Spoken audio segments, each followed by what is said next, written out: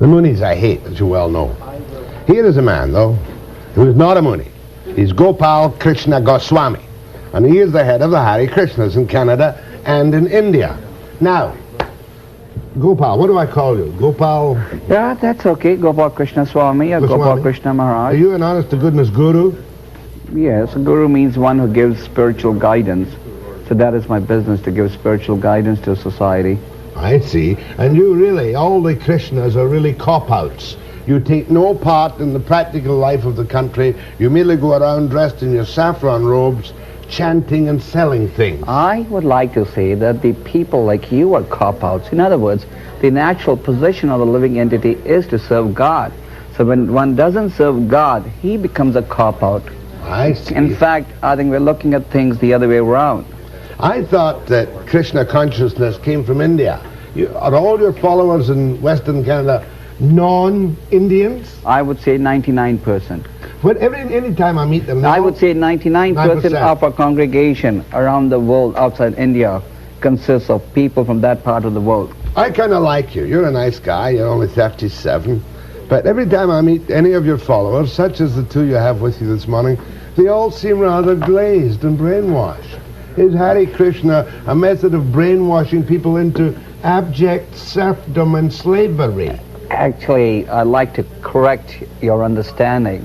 We don't brainwash people. In fact, from the very birth, the media and the educational system, the society, the relatives, brainwash the living entity to forget his relationship with God. True. So what we are doing actually is just helping undo that brainwashing by presenting the real truth to the individual. All right, if I become a Hare Krishna, I must accept Krishna consciousness, I must understand it, I must give up all material things, I must take a vow of poverty, and I must stand around in the streets chanting Hare, Hare, Hare. You don't have to stand on the streets. But you do it all the time. Not all of us. You block the traffic in the streets. We you behave abominably on the streets. No, we don't block the traffic. When was the last time you saw traffic jam due to our chanting? Gone to the Hudson Bay. When? Did the traffic get blocked? No, but you can't even walk by the corner without being pestered by people in not anymore. saffron robes. Not anymore. In fact, when we are out on saffron robes by Hudson's Bay, we're giving people away free literature. Who is standing in downtown Vancouver and giving out free literature? The Watchtower and the Krishna. They don't give it free. They request a donation, but we give our literature free. Now, and we are also distributing cookies free. You give me away cookies free? Sure. Tell me this. So, do you have some relationship to the Munis, Sun Myung Moon, who has built up a massive multi-billion-dollar empire selling things? We have no relationship with him or his philosophy at all. What do you think of the Munis? Our relationship is with the Supreme Lord Krishna. We follow the Vedic scriptures that has its roots in India.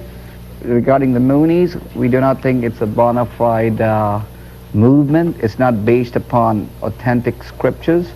Our religion has to be based upon a bona fide scripture. Scriptures defined as the words of God. All right, now how do you get me into the Munis? And tell me how you brainwash me so that I will accept this poverty and this humble existence in a material society. We don't want to brainwash you. We would just wish that the brainwashing that you've experienced from your birth is freed. That's all. Right. We don't want to brainwash you. We want to present the truth.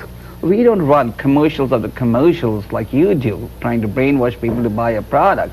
We are just humbly begging people to understand the real reality. That's another thing. You beg on the streets. You beg at the airports. I've seen you begging and begging and begging. When did you see us last begging on the streets? In the last few years, I must have approached the dozen you times. have the Vancouver Sun article in front of you. But I don't believe what I read in the Vancouver Sun. Okay, fine. You tell me. Okay. Have you stopped begging on the streets? Yes, we have. Finished? Yes, we have. Do you sell pamphlets on the streets? No, we don't. We give away pamphlets now because our sources of deriving income now have improved. We have a very wide congregation that gives us donations.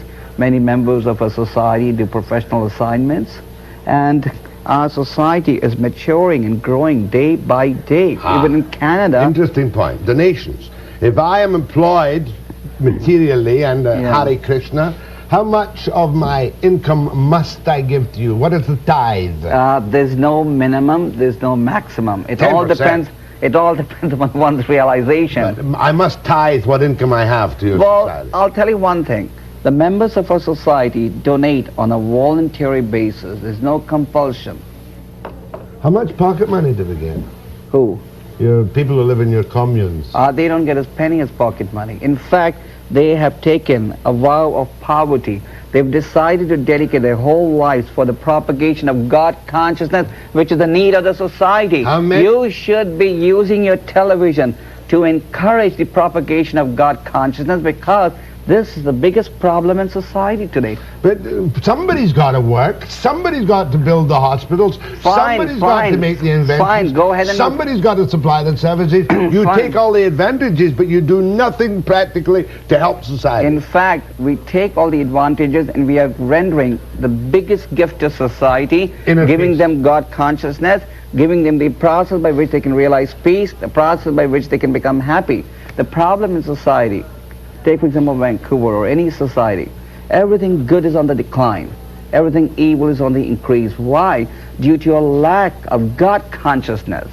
God or Krishna has to be brought in the center of our life. You're not suggesting to me, Gopal, that the state of evil in the society is any worse today than it was 100 years ago. It is.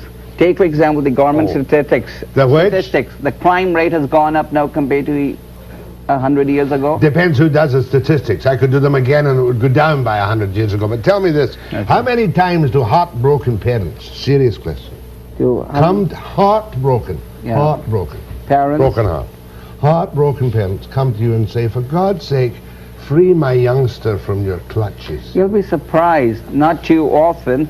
And even when they do come and they see how happy the children are, they begin to reconsider